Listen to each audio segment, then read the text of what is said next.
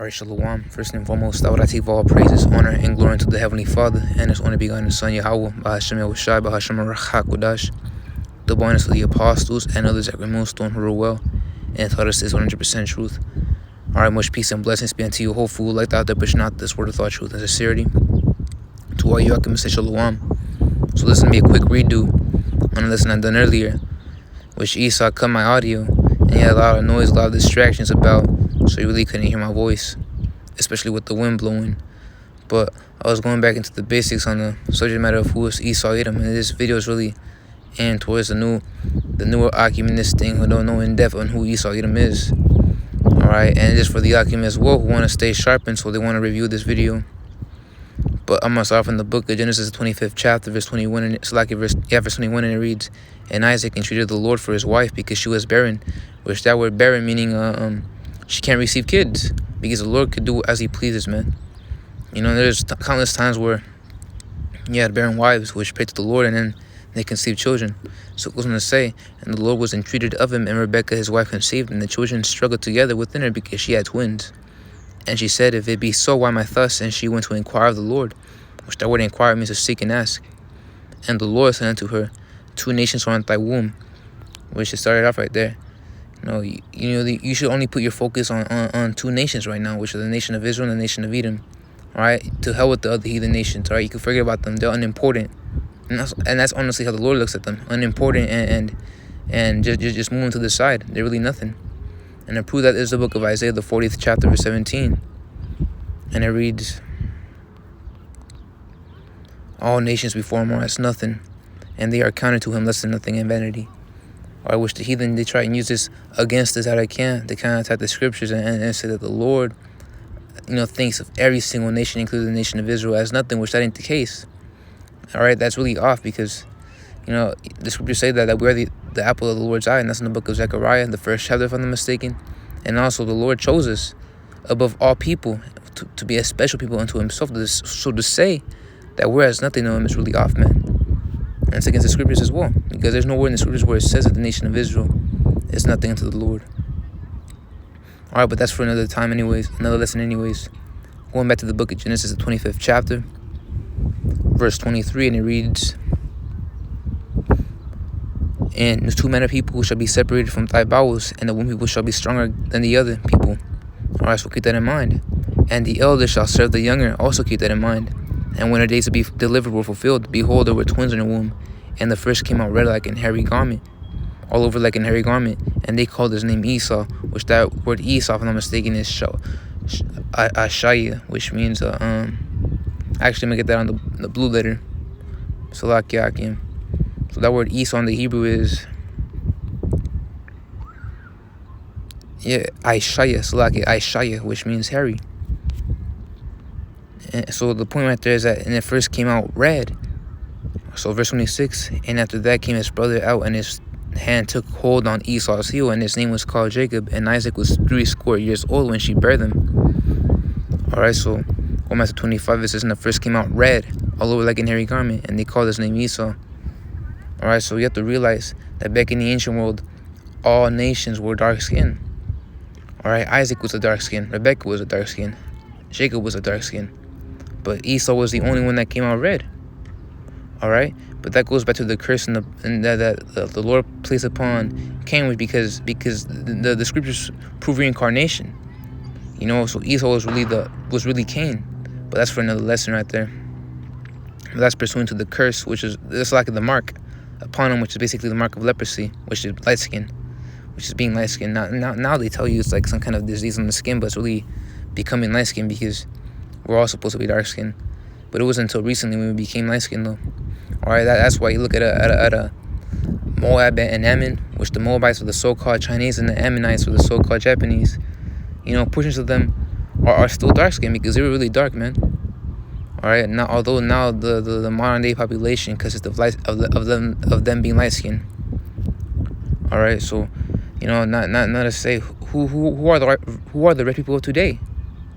All right, because all of us descend from biblical nations, man. All right, and that's the thing that people don't get. They automatically assume that the Aztecs were already here, but they're from the Bible, but we don't know exactly Well, we're telling you, man, because we got the spirit, man. All right. So who are the red people today?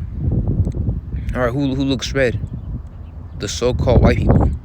All right, they're the red ones right here. The so-called white people today, which really they ain't white. That's why you could put a quotation mark around the word white, because that word white means pure. And the so-called white people today, they're really in power right now, and they're really corrupt as fuck, man. And that's pursuant to the book of Micah, the second chapter, verse 1, where it reads that they consult amongst each other, you know, and then they shed their work forth to light. Roughly paraphrasing right there, which what they consult amongst each other and shed to light as their agenda, which is that new world order, which they consider a so-called conspiracy theory, but which really it ain't, man. All right, because it's really scriptural. Or you could filter these things by way of the scriptures, in other words. So now you know that the red people today are really the so-called white people, and they're in power. And it was prophesied long ago that they would be in power. And to prove that, this is the book of 2nd. This is the 6th chapter, verse 7. So like verse 7, and it reads, "Then answered I," and that's Ezra speaking to the Lord, which Ezra is Ezra. So like, "Then answered I and said, what shall be the parting asunder of the times, or when shall be the end of the first, and the beginning of it that followeth? And he said unto me, from Abraham unto Isaac, when Jacob and Esau were born of him, Jacob's hand held first the heel of Esau." So it was no coincidence as to why. Like at the bird right there. There's no coincidence as to why Jacob held the Esau. Jacob held the heel of Esau, and Esau came out first, and Jacob afterwards, because it was all spiritual, man. The scriptures are basically spiritual, in other words, you know, interconnected systems. All right, because the scriptures say, "Let precept be upon precept," right? So all these things are backed up by each other.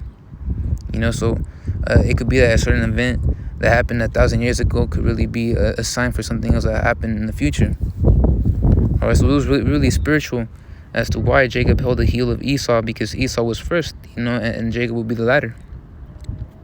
Because it says in verse 9, "For Esau is the end of the world, and Jacob is the beginning of it that followeth." I'll break that down. The end of the world is talking about an end of an age, because when the scriptures say there shall be new earth and new heavens, you go into the Greek of that word new, and it's kainos, which means refreshed, recleansed, renewed. Because the Lord is about to cleanse this place away from its wicked state. He did the same thing with the great flood. All right, because in the days of Noah, it was wicked as fuck, man. So the Lord had to clean the wickedness away by washing it down with a great flood, and it was clean again. But that's how the Lord's gonna do it, by way of fire. See, so the Lord ain't gonna freaking beam us up and destroy this earth to smithereens and then take us to a new planet, which Esau has which Esau's technology, he has these new discoveries of exoplanets, if you will, which are basically Earth-like planets. So the Lord ain't gonna, you know, take us to one of those other planets. All right, and we start there. We restart there. No, that's not what's gonna happen. The Lord's gonna, you know, cleanse this earth by way of fire. That's what it means by new heavens and new earth. So for Esau's the end of the world, and Jacob is the beginning that followeth, because Edom is falling down to the ground, which Esau is Edom. Or Esau's Edom, same person, same nationality, but different names. And to prove that is the book of Genesis, the 36th chapter, verse 8. And it reads, "Thus dwelt Esau in Mount Seir."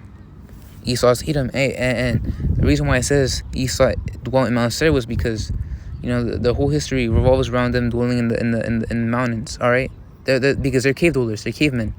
All right, that's why Esau in power right now. He came up with that evolution theory, talking about how we descend from cavemen.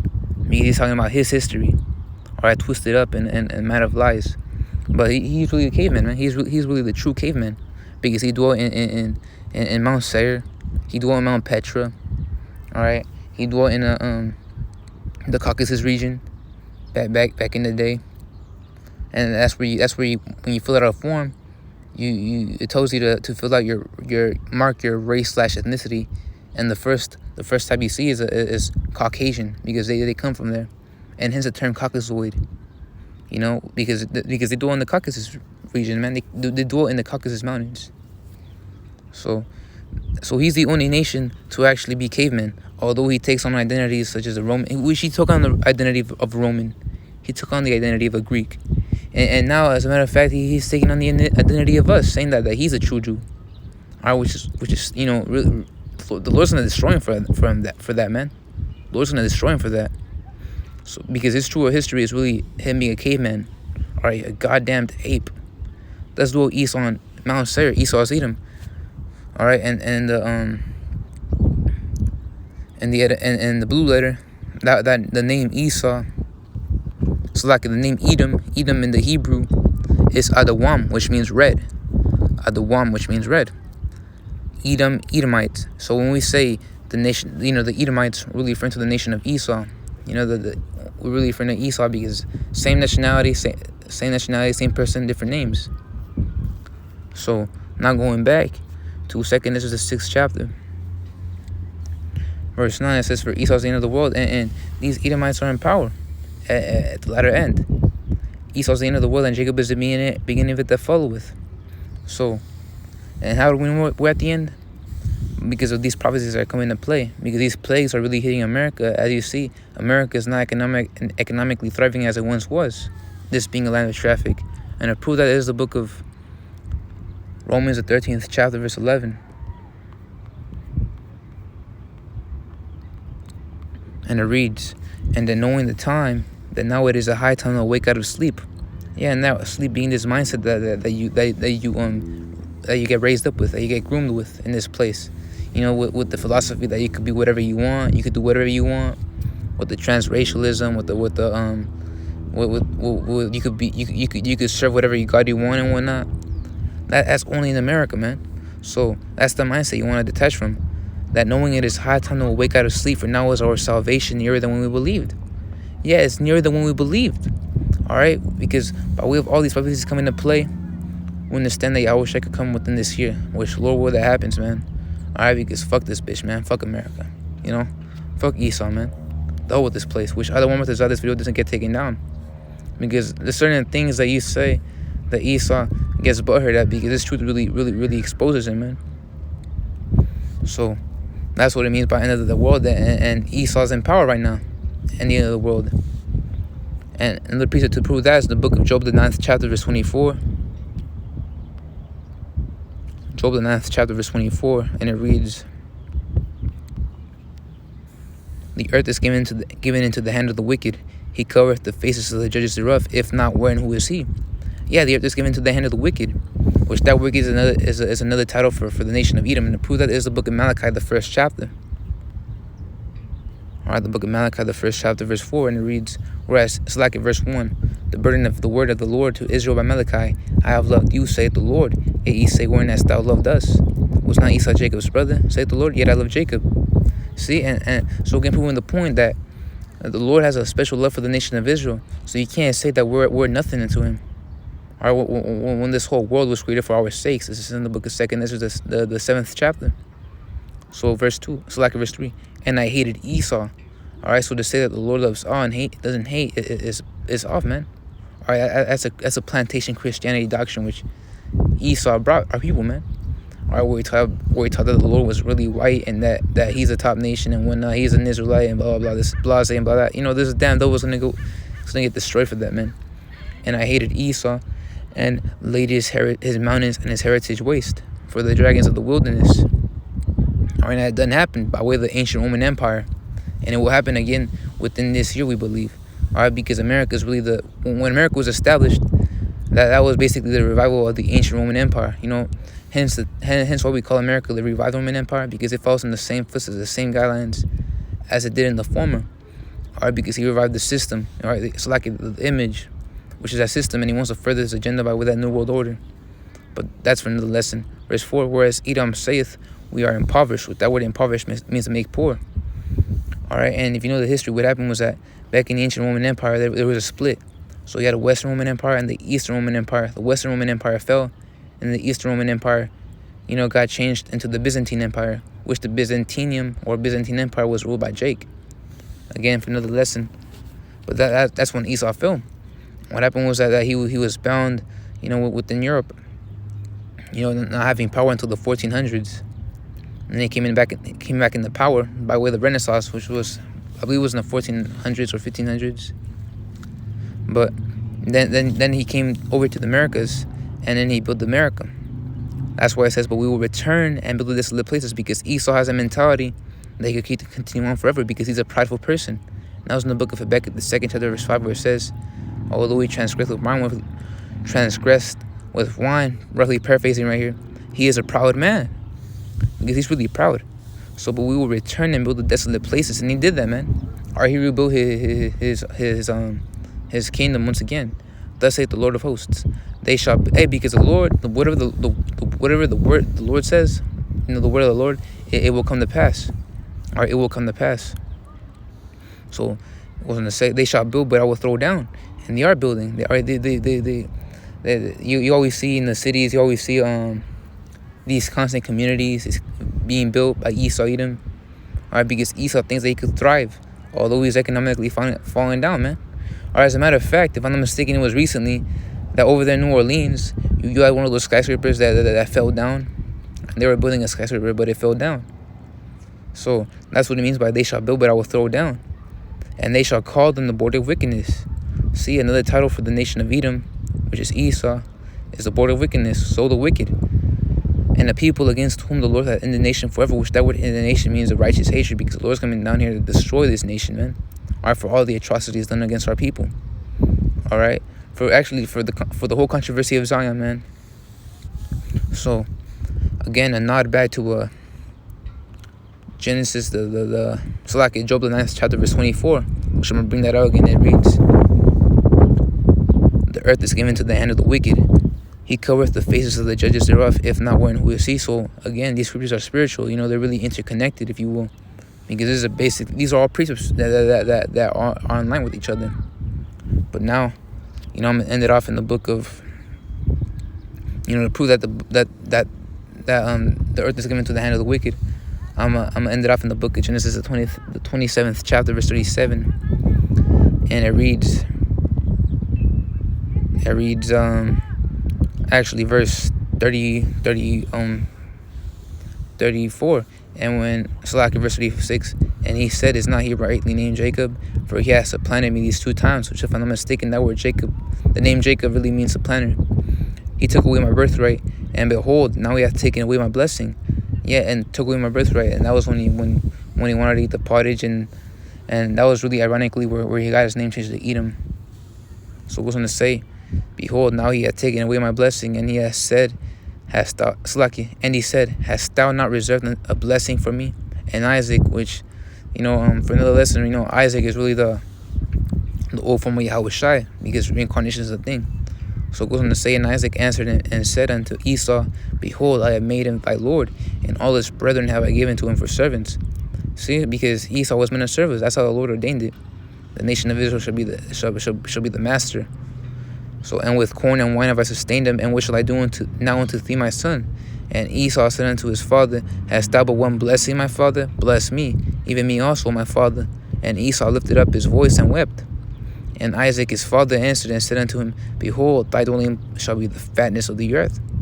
His dwelling shall be the fatness of the earth, man, and the dew of heaven from above. And to prove that, all right, you got this damn devil walking about, man. All right, he's everywhere. He's not only in Europe, he's also in America. And if he's not in America, he's not in South America. All right, because you have these Dutch colonies back in South America, so he goes over there. But you also got him in South Africa, all right, over there, the Middle East. Or he's in China, Australia. He's all over the place, man. Greenland, Antarctica. See, so it was really the blessing it was really the blessing that proves it all. That his dwelling shall be the fatness of the earth, which that fatness means a whole big old plot of land, right? Grasping the whole globe, if you will. And by thy sword shalt thou live. So more evidence proving that the so-called white man, or a self-proclaimed white man, which are really red people, which are really it's to prove that they're really the Edomites. One thing in America is that so-called patriotic spirits, the patriots, so-called patriots, which are really Edomites anyways, what they uphold is a Second Amendment. And if you go to a different country, they stereotypically label America as the gun country, if you will, because America prides itself in guns. All right, they glorify owning guns. All right, that's where you get the shooter drama in these films and in these video games. And what's the one popular thing that people like to watch and play? Shooters. All right, because that gun is a modern day sword. The scriptures deal with ancient terminology because you're not going to have, Habakkuk, and you're not going to have the Lord tell Habakkuk saying that, all right, there shall be a heathen nation that shall, the heathen nation shall use a weapon known as a gun. All right, because the English language wasn't even invented close to that, man. It wasn't even, close to being invented near that time. All right, so and by thy sword shalt thou live, because you have to really have the spirit to understand the scriptures, man. So that's really ancient terminology for the sword. And by thy sword shalt thou live, and shalt serve thy brother. And that happened during the times of King David when he established garrisons in the book of, it's like in the land of Edom. You can read about that in the book of Samuel, 1 Samuel, the 8th chapter, verse 14, if I'm not mistaken. But it goes on to say, and it shall come to pass when thou shalt have the dominion that thou shalt break his yoke from out thy neck. And that happened, I forget one of those kings, after Solomon. And it goes on to say, and Esau hated Jacob because of the blessing wherewith his father blessed him. And Esau said in his heart, which that word heart goes back to the Hebrew word lab, which means mind. Lab, which means mind. And it says, the days of mourning for my father at hand, then will I slay my brother Jacob. And that's where actually, to even go deeper, it goes before that, because the Lord ordained two nations to hate each other with perpetual hatred. So Esau has a perpetual hatred upon our people, man, and likewise we do them. It's all through the spirit, man. And that's why, you go to certain Akim, man, and they say that they just hated Esau off the bat, even before this truth. All right, because it's that perpetual hatred, the spirits, And actually, the end of this is a book of Ezekiel, the 35th chapter, verse 5, if I'm not mistaken, or 7. Oh, verse 5. It reads, because thou hast had a perpetual hatred, and hast shed the blood of the children of Israel by the force of the sword in the time of their calamity, in the time that their iniquity had an end, which is during the hardcore bondage, because he forwarded it. And those in the punishment for that, for the controversy of Zion. So right there's a quick lesson on who Esau Edom really is, which is the so-called white man of today. With that being said, this video was edifying. Lord will continue to push. I want to give all praises, honor, and glory to the Heavenly Father and His only begotten Son Yahweh, Bahashem Yahushai, Bahashem Rachakodash, the bonus of the apostles and others like Millstone who wrote well and taught us this 100% truth. Much peace and blessings be unto you all who like that to push not this word of thought, truth, and sincerity. To all you Akim say Shalom. Abad Babal DTA soon. Lord will out this be. And Shalom. Until the next one.